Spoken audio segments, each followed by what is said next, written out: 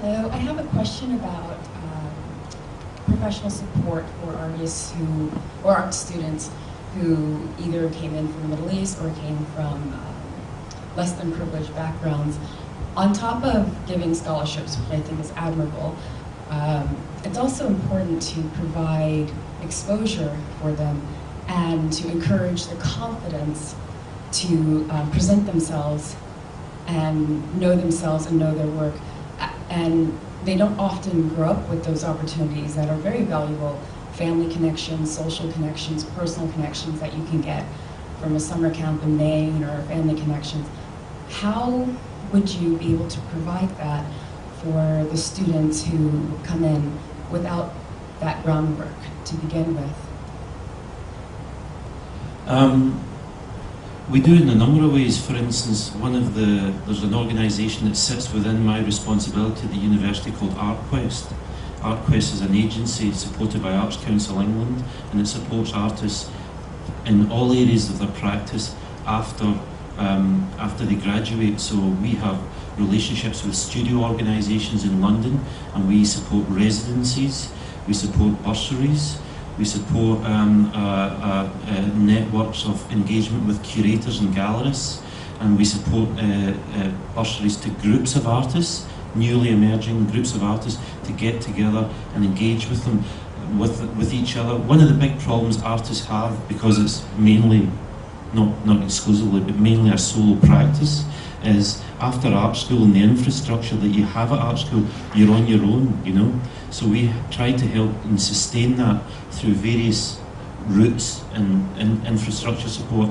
And we work a lot with small emerging gallery spaces like Chisenhale Showroom, others like that in London. We work with studio spaces, as I said, and ArtQuest, for instance, offers a Berlin residency and an Amsterdam residency. So we try to internationalise people's practice as well in networks. So we don't actually stop. I mean, one of the big things that I'm interested in is not stopping supporting as soon as they graduate. It's about supporting them through a continuum of support. We're interested in finding talent before, you know, when they're 15, 16 years old, getting them to come to our art school, getting them to stay in art school by supporting them with language and money issues and all these kind of things, but also supporting them after they leave as they become emerging practitioners and they develop their practice and begin to sell, hopefully. Or, you know, most artists have 4 or 5 jobs. You know, they do a bit of teaching, they do their own studio practice, they have this. You know, they do a bit not like be art handler. I mean, yeah, and you know, you go into any big gallery, or you go into Saatchi, all the people working backstage, security, they're all artists. You know, that's what they do. That's the ecosystem. You know, they're all engaged. You probably get artists working with you. You know, everyone and that's just the way it is. You know, because most artists won't make enough money from selling work. So they have to sustain their work in different ways. But yet they want to be somehow part of the art world, or part of, you know, that art. I'll tell you a funny story. Actually, I was doing a talk to an audience of artists about 2 years ago, and I said jokingly, "Come on, hands up, who doesn't want to make money from their art?" And most of them put their hand up. You know, artists aren't motivated by money primarily. They're motivated by developing their practice, engaging with others, seeing how their practice sits within the wider world, and if it makes money, then great. Money's not the main motivation. And I think that we. Oh. Yeah, good with this. Just a quick question. My art education was in Britain, and I also did my degree there in graphic design. And I noticed coming back to the Middle East that in my art education in England, we did a lot of life drawing. And as my teacher said, if you don't know how to draw a hand or a foot properly, then you don't know how to draw. Coming back to the Middle East, I I noticed that I went to a couple of art classes there, but drawing the body in the Middle East is absolutely forbidden. So I just wanted to ask some of the panelists how you feel when you look at our, art from Arabs who haven't had a thorough study of the human body. How does that affect their art? May I answer that question? I have a problem about being an artist because you can draw a hand or a foot. I get your point, and I think that maybe on some level it should be available for you to do a live drawing. And yes, but for me, I don't think it's The definition of an artist. Yeah, I think that's the problem with Middle Eastern art. I was speaking to some Iranian people who felt that it was okay for me to deviate from realism in my art because I could draw.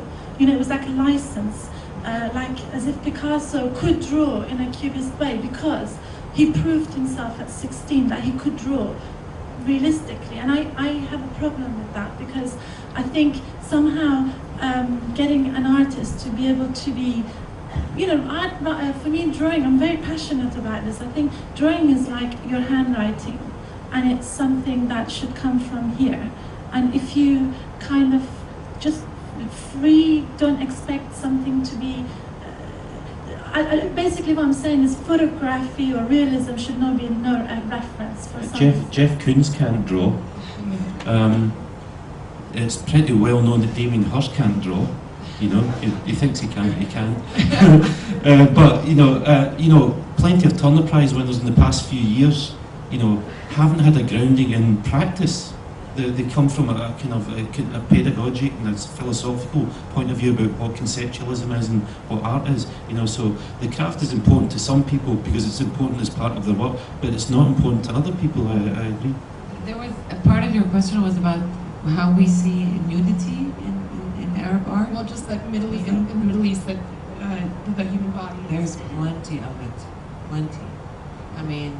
From a modern. Lebanon likes nudity. No. There's even from the modern Arab master like Mahmoud Saeed. You may not be able to see it necessarily in public art. If you go to Saudi Arabia, it's there. They don't have. It's not. It was there a long time ago. Through somebody like Mahmoud Saeed, the modern master, also Khalil Salibi, who painted his own wife, actually, all the way until now. Actually, there's a show at the Dubai Community and Arts Center right now. It's called Mind Body, and it's curated by Cristiana De Marchi. I found a work.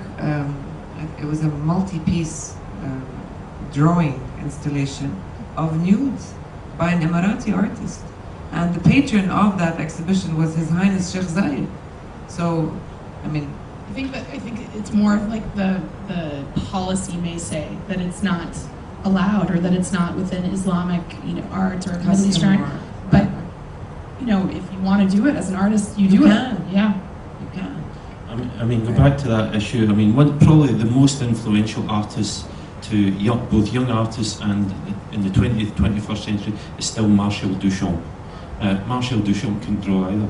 It was his ideas, that did this. What we haven't talked about actually is new technologies and digital technologies and disruptive technologies, which are incredibly important to young artists now. And this idea of proximity and distance and working together in different countries. So digital technologies and young artists being interested in that is a very, very important element to practice, I think, now in the future. Laura wanted to ask something. Yes, I just wanted to make a couple of comments actually. Well, firstly, something I've looked into recently is, for example, all our Abraj Group Art Prize winners, for example, the majority of them have... Sorry, hi, yes, I'm the curator of the Abraj Group Art Prize. And they all seem to have, 90% of them have done their undergraduate somewhere in the region, of which there are excellent places, particularly, for example, Indus Valley or the National College of the Arts in Pakistan, AUC, AUB, possibly not focusing on fine art. And then 90% of them have gone off to Europe or the States to do their postgraduate. So there is some type of gap there. And what's excellent with scholarship opportunities such as Caspian is making that leap, is giving that chance to people from the region to get there. So I'm kind of interested in knowing, I mean, obviously the number of applications that you've received in the first couple of years for Caspian is tremendous and shows that there is a thirst from potential artists in the region wanting to make that leap and make that and have that. And I think what you're possibly not getting here in the region is that rigorous criticality, and we always talk about this, is having your work properly critiqued. But then also to remember that really here in Dubai there's been a lot of peripatetic, different educational, slightly informal forums which have arisen, which I think have been incredibly beneficial for the development of the art scene here. I mean, right at the moment, of course, Campus Art Dubai is something which I know a lot of artists and curators here in Dubai have got a huge amount they've developed their practice a lot through having the opportunity to have dialogues with international curators and artists and have their work critiqued. And the Beddoe art writing course that was run here, I mean, there's a lot, often these peripatetic kind of forums which happen, and it's just, I think it's interesting to think about how that fits in with the broader, kind of more traditional arts education framework. And we talked a little bit about that. Sorry, I missed no, it's okay. But the innovative models that have arisen in the Middle East that have kind of taken the place of traditional models of education. And a Brush Prize definitely one of them. The Brush is doing a lot. So I think one last question. I'm Hassan Al-Jabri, a civil structural engineer. Correct me if I'm right. Art is not only sculpture or painting or filmmaking. It could be it's architecture. It could be layout. It could be colors. What we see in this room, your fauteuil there with the green and with the orange color there, your clothing, your hairdoing, your dresses. No, your socks, your blue socks. I'm impressed because I wore the wrong socks this morning and I feel embarrassed. So all this is art. This table there in front of you. We actually were admiring these tables earlier. Yeah, so all this is art. Correct me if I'm wrong. Everything around I mean, us. I think, the idea, of performance and of the way, this was not, this was clearly thought about when they put this together, the layout, to discuss what we're all, Shimon Basar was the curator of the Global Art Forum, which takes place in this room. And I think that slowly people are, embracing that. And I think Dubai... Art is lifestyle now. Yeah, art is a lifestyle, which is art, what Stephen just said. art is, 20 years ago in the UK, there was no conceptual art, it was virtually unknown. It's become part of the whole fabric of the cultural life of London and the UK and is accepted now. And it's almost like a lifestyle choice often with people and people engaging with it, and people buying work. Not even buying expensive work. The Royal College of Art does a little postcard auction every year where artists do. So I mean, you can go to a small gallery and pick up a piece of work. Affordable art fair. You can pick up a piece of really good art for £50, and start your own collection. I mean, an art is everything about collecting, whether it's ceramics and going to car boot sales and putting stuff together in collections, and it's all about, people's personal ideas of taste and connoisseurship. The rise of the amateur connoisseur is a massive, thing, in Western and in all societies these days. Well, associates on that with note, beauty, right? It associates with beauty. Yes, beauty is the eye of the beholder, right? Well, thank you everybody so much for attending, and I hope you enjoy the rest of your day at Art Dubai.